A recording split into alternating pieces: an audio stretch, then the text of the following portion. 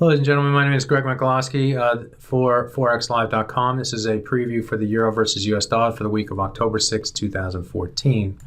Let's take a look at the weekly chart here, and what I want to focus on is this 124.64 to 125 level, because I think we have to get below this level this week to keep the bears in control. If the market's able to get below this level, I think it's open road ahead for further moves down toward the 122.86 level, and then further on down to the 50% retracement of the move of the euro's lifetime move. This is the euro's lifetime low. This is euro's lifetime high. The midpoint comes in at 121.31 level. It may seem weird, but we still haven't gotten to the midpoint of the lifetime range for the euro, and so that would be an area that we would look to target going forward. But first things first, we need to get below this 124.64 to 125 level. And I've outlined this level because if you look back, going back to 2006, we've been below this level maybe 3 weeks here. We went below it here maybe about 8 or so weeks, and we went below it here maybe another 8 or 9 weeks. And that's over an 8-year period. So we haven't been below this level but 3 times. 3 times in 8 years, and those 3 times total maybe a total of 20 weeks or so of trading. So this area, and it was also an area where we found some support where the market moved off of in the past and moved higher off of the level. So it's a level I feel that is important from a technical perspective to get below and stay below in trading this week. Last week we came right down to it. The low last week was about 99, and the market couldn't push through it. So this week we have to do that. We have to make that push, and that's going to determine whether the bears remain in control or do we see a little correction more to the upside. Let's take a look at the hourly chart and see where we stand in that. Last week, more of a corrective move to the upside here, where the market bottomed on a Tuesday, and then on Wednesday and Thursday. Thursday with the ECB meeting had a nice, very choppy session here, above and below the 100-hour moving average.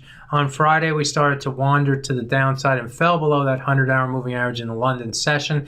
I think that was where the market really it should have been. All right, given all the fundamentals, the market should be below the 100-hour moving average. It shouldn't move back above the 200, and the market fell below the 100 and then fell below the trend line off of the employment report, moving all the way down to that 125 level.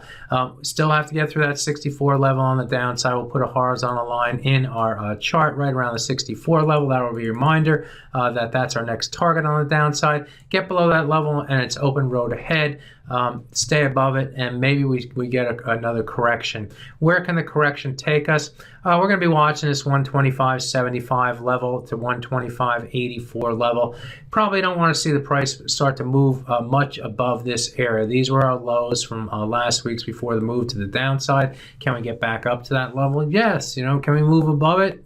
Yes. I don't know what the story is going to be that's going to get it above that level, but you never know. You never know. So this yellow area is really going to be my risk level for this week.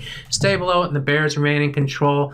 Move above it and we start to reevaluate what the market might be doing.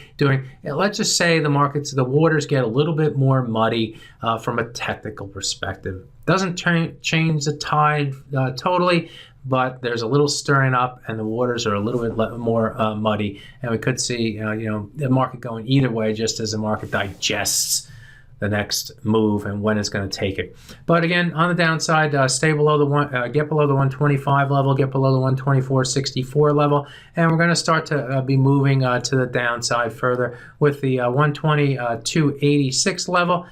Within sight, within reason of possibly getting down and testing that level this week. For it to get down to that level, that would be about 220 or so pips, from 220, 230 pips.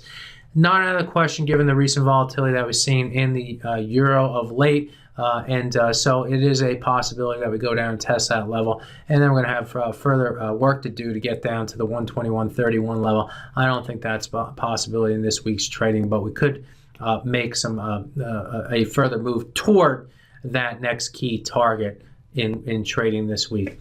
It all depends on whether or not we can get below that 125 level, get below that 124.64 level first, and off the top side, stay below the 125.75 level, If we do that, the bears remain in control, and we look for lower levels in the euro versus US dollar. That's my look, my preview for this week for the euro.